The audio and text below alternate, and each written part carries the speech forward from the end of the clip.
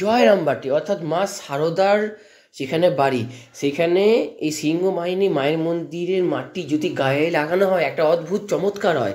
কী সেই চমৎকার হয় না, সেটার জন্য তোমরা ভিডিওটা দেখো, তাহলেই তোমরা জানতে পারবে যে কী সেই চমৎকার। একদম গ্রামের ভেতর দিয়ে দুপাশে টিনের চালের বাড়ি আর ঠিক সরু রাস্তা, তার মধ্যে দিয়ে যেতে হচ্ছে সিংহবাহিনী মায়ের মন্দিরে। জয়রামবাটিতে শ্রী শ্রী সারদা মায়ের জন্মস্থান বা জন্মভিটে। এই জন্মভিটেতে, এই জন্মস্থানে মা সারদা যখন ছিলেন এই ধরাধামের সন্তানদের কাছে, তখন মা এই সিংহবাহিনী মায়ের মন্দিরে যেতেন এবং ওখান থেকে মাটি নিয়ে আসতেন এবং সেই মাটি নিয়ে এসে মা নিজের কাছে রাখতেন। এবং যদি কোনো সন্তান মায়ের কাছে আসতো এবং মাকে বলতো যে মা আমার দুদিন ধরে এই চর্মরোগ হয়েছে, বা এবং শরীরে এরকম একটা জায়গায় ব্যথা করছে, কিছু করতে পারছি না, হাতে পায়ে ব্যথা করছে, বা যে কোনো রোগ হলে মা ওই সিংহবাহিনীর মাটি তার গায়ে বুলিয়ে দিতেন। যেখানটা বুলিয়ে দিতেন অর্থাৎ যে ক্ষতস্থানে উনি বুলিয়ে দিতেন, সেখানটা আস্তে আস্তেই নাকি ভালো হয়ে যেত। তো তারপর থেকেই এই মন্দির এখনও সেইভাবেই এখনও আছে। আগে মাটির ছিল, এখন এটিকে বাঁধানো করা হয়েছে। তোমাদেরকে আমি সেই মাটিটাও দেখাবো। তো আমরা অলরেডি এসে গেছি শ্রী শ্রী সিংহবাহিনী মায়ের মন্দিরে। আর এই মন্দিরে তোমাদেরকে বাহিনী মাকেও দর্শন করাবো।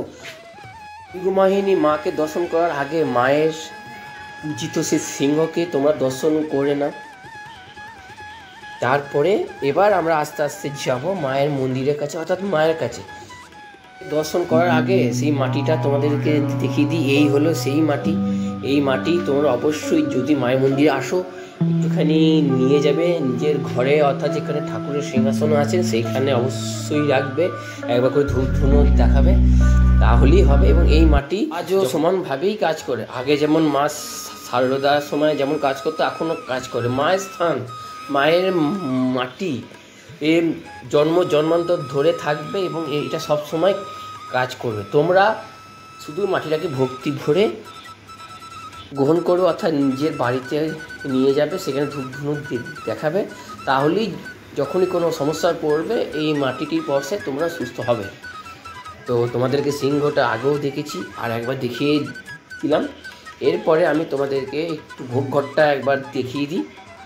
তো এই হচ্ছে ভোগঘর, মানে ভোগঘর এর পাশে আছে, এটা হচ্ছে ভোগঘরের আটচালা, অর্থাৎ এইখানে যখন পুজো হয় এইখানে বসিয়ে ভোগ খানো হয়।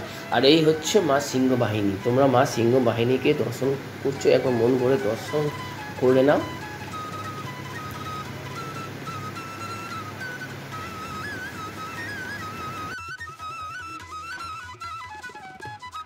বন্ধুরা, এই ছিল সিংহবাহিনী মায়ের ভিডিও। তোমাদের যদি ভিডিওটা ভালো লেগে থাকে অবশ্যই like, comment, share and subscribe করে দিয়ে আমাদের পাশে থাকো। তোমার সঙ্গে দেখা যাচ্ছে আবার একটি সুন্দর একটি ভিডিও নিয়ে। ভালো থাকো, সুস্থ থাকো, অন্যকে ভালো রাখো। টাটা।